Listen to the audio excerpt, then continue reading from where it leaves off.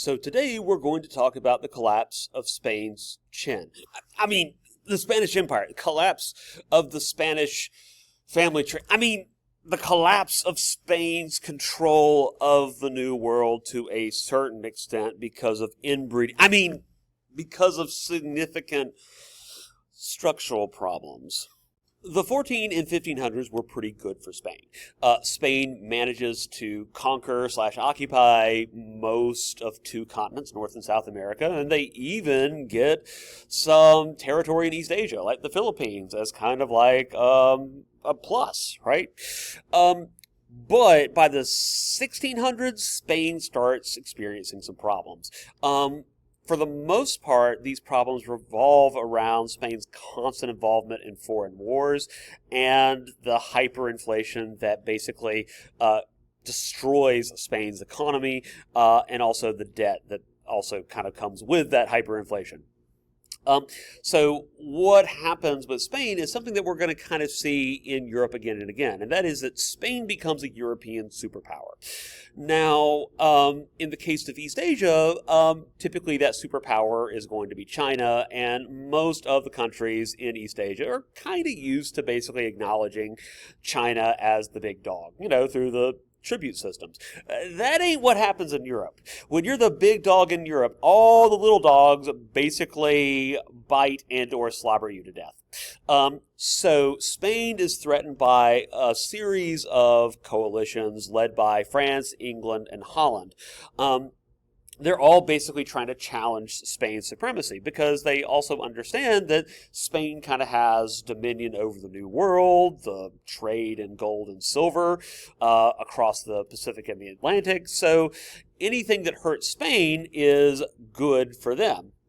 So they start to nip and pry bits and pieces of the Spanish Empire away. So France takes control of the island of Hispaniola, which is where the modern-day nations of the Dominican Republic and Haiti are. It's the largest island in the Caribbean, by the way. The English take control of Spanish Jamaica. So you can already see that Spain's position in the New World is starting to decline, partially because its position in Europe is beginning to decline.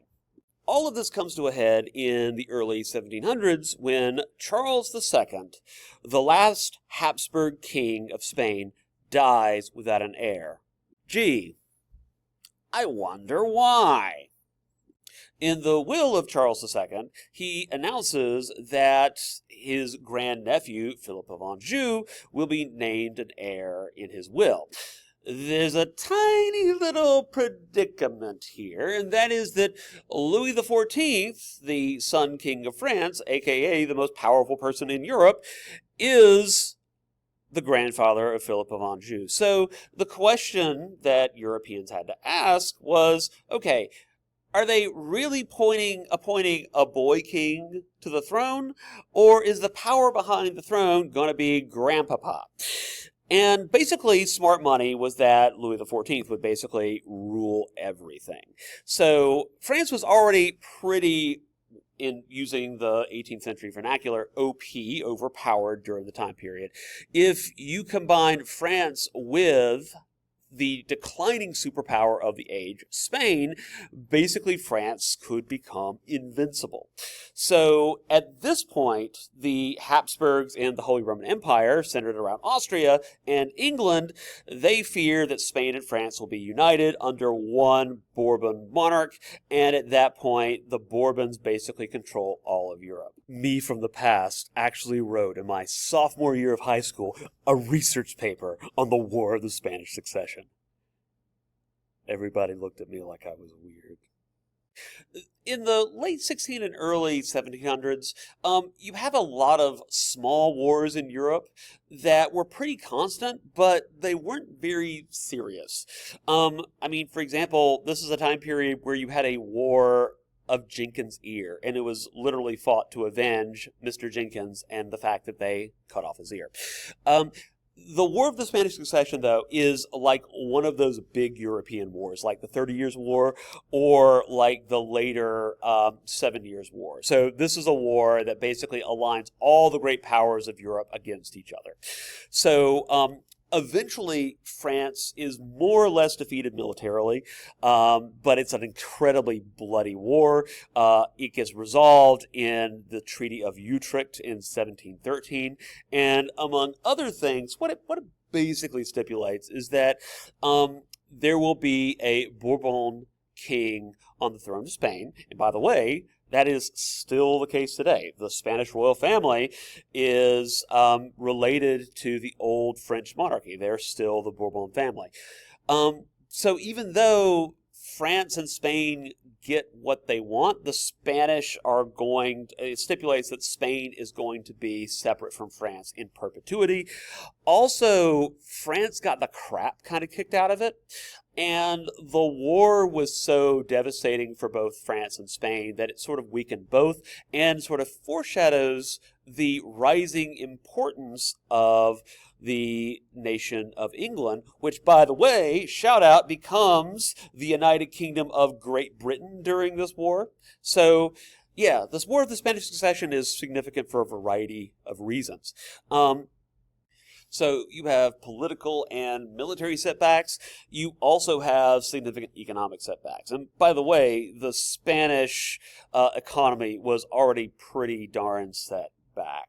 So you had the fact that you were bringing in more wealth, like gold and silver, into the country, but that doesn't really lead to any real economic development. Partially it's because of Spain's constant wars, you have theft by pirates, and because a lot of the silver and gold that's basically imported in is immediately gets turned around and is used to purchase luxury goods.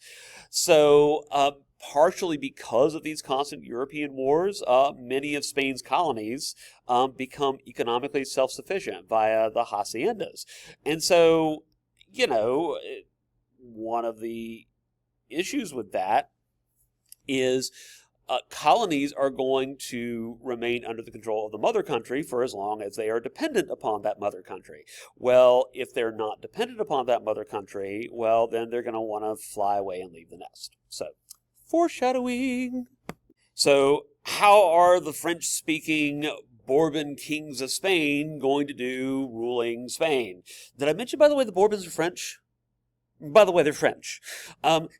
So, surprisingly, the answer is pretty well. And maybe that shouldn't be surprising because, remember, Catherine the Great was a German empress who happened to rule Russia, and she did pretty well, except, Pugachev might sort of disagree with that.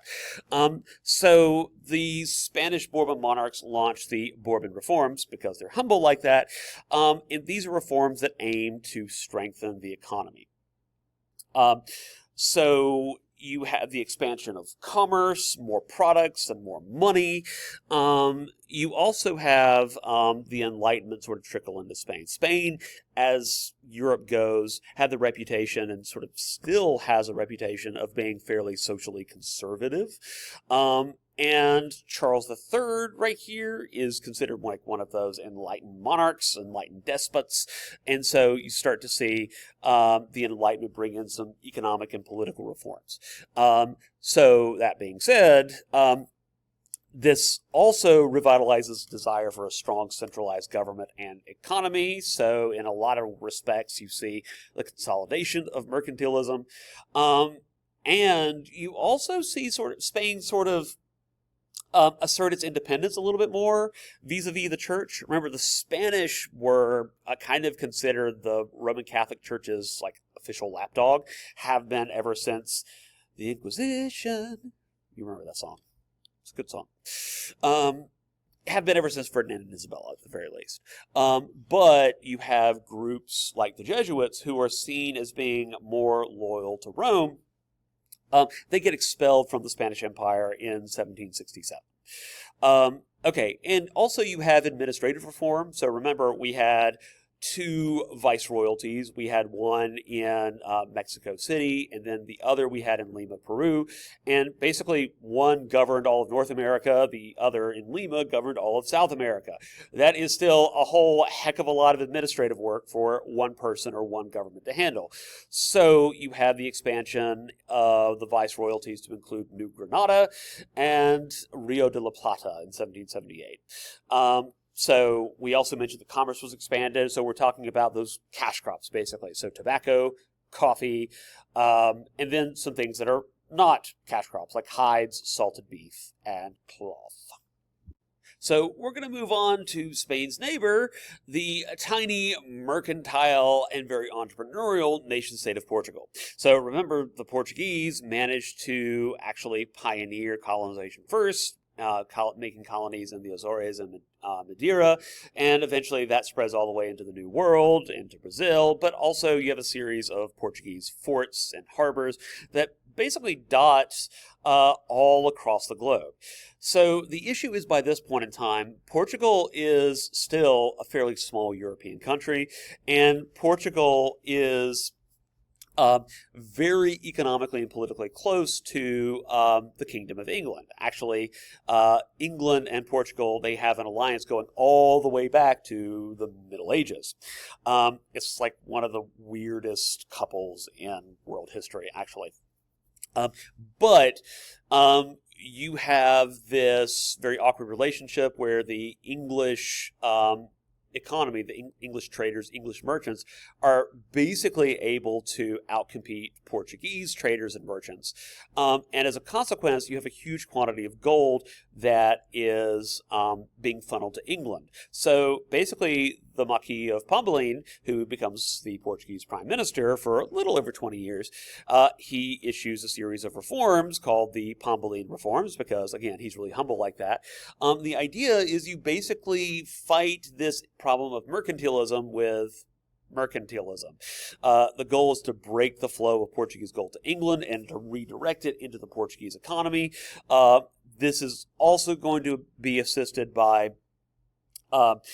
the elimination of tax evasion and the introduction of new crops like cash crops. Now, he also does stop slavery in Portugal, but on the other hand, he ensures a steady supply of slaves make it to Brazil. So the policies that he implements are not really fully effective. He does manage to reduce Portugal's trade imbalance with England, but on the flip side, by this point in time, both Spain and Portugal have a number of different economic competitors in the New World. So Brazil suffers because of increased global demand because there is there's a low demand for products as global competition. Go away.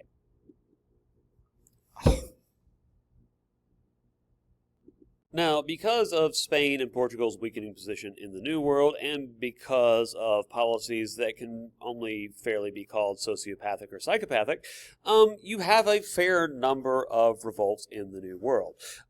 So the first one is the Pueblo Revolt, which occurs in around the year 1680. So this is an uprising of the Pueblo Native Americans, also known as the descendants of the tribe that made the Mesa Verde city. So this exists in present-day New Mexico, and the reason for the rebellion is there's an attempt to basically forcibly convert the Pueblo natives to Christianity, and in an effort to do that, they ban things that are seen as significant to the Pueblo religion, like certain religious dances and Kachina dolls. You don't mess with the dolls. So the rebellion, which is led by a Native American called Pope, P-O-P-E, not Pope. This rebellion is completely successful, and the Spanish are actually driven out of New Mexico for a significant period of time. Okay, next rebellion, we have to talk about Tupac. And spoiler, he dies. So this is the largest rebellion in colonial American history, and what's interesting is not just the fact that this is another Native American uprising. I mean, that's interesting in and of itself, right? You have the Peruvian people who rise up against the Spanish regime, but it's also interesting because it attracts people from across society. You have over 7,000 Native Americans, mestizos, and Creoles join in Um, basically at that point, the only group that sort of maintains their support of the Spanish, or maintains their support of the Spanish, are the Peninsulares. But ultimately, as the rebellion progresses, the Criollas understand or fear that this rebellion could also sort of undermine their social status as being almost top dogs. So the rebellion kind of collapses when the Criollas sort of end their overall support. Finally, in present-day Colombia, you have the Comunero Revolt led by Manuela Beltran. So this is a revolt over Spanish government policy, including the government's control of tobacco and liquor, raising the prices of those commodities, and finally high taxes. So you have a bunch of people who are already pretty abused, and now they're going through withdrawal. And so there's an attempt to negotiate concessions with the viceroy. Those don't go very well because the Spanish army was actually defeated and it forces the viceroy to flee. So the government later gives concessions to sort of end the rebellion, but the viceroy sort of says, just kidding, and reverses a lot of these concessions later on. So basically, the Comunero Revolt is put down when the Spanish viceroy basically promises free things, and then as soon as the Native Americans put down their arms, the Spanish viceroy says, just kidding. Now, in North America, you have a number of different Native American wars. So they kind of revolve over the same basic issues. One, how far are these European settlers going to move into the western frontier? And by the way, anything that's not beachfront property at this point in colonial American history is like the western frontier. So the largest of these Native American conflicts was one fought between Metacom, aka King Philip, and the New England Puritans. So the New English basically ran their colony by themselves. This is that period that we will call salutary neglect, where the British basically just kind of let their colonies do their own thing. So their colonies more or less run themselves. And the Puritans, well, let's just say that even though they weren't very fond of sex in and of itself, they tended to have large families. They tended to marry very, very early. And so the population of New England actually grew pretty rapidly, leading to the expansion of more and more New English settlers into the West. So eventually, Metacom, who is actually a descendant of one of the tribes that actually ally with the first Pilgrims, Metacom understands that these Puritans aren't going anywhere and they pose an existential threat. They're not like other tribes. So Metacom basically creates a massive Native American alliance. They attack the New English. And the New English, for their part, they get their butts kicked. And they're pushed further, and further back until basically the Native Americans run out of ammunition, and that forces them to retreat. Also, it should be said that even though this war increases hatred for Native Americans in colonial America, the fact is that the Puritans, or the New English, would not have won without the help of allied Native American tribes. In fact, Metacom himself is killed by a friendly Native American scout. Up to this point, this is the deadliest war in the history of American colonization. And actually, it's probably one of, if not the deadliest war in American history, if you're just looking at the percentage of people lost. Almost everybody in New England knew of a family member who had died in King Philip's War. So, as we leave off in 1750, this is basically what colonial North America looks like. We've talked a lot about the Europeans. We've talked a great deal about the people that the Europeans colonized, but we haven't talked about another group that was exploited, and that is the millions of West Africans who are brought against their will into the New World, and that is where we will pick up next time.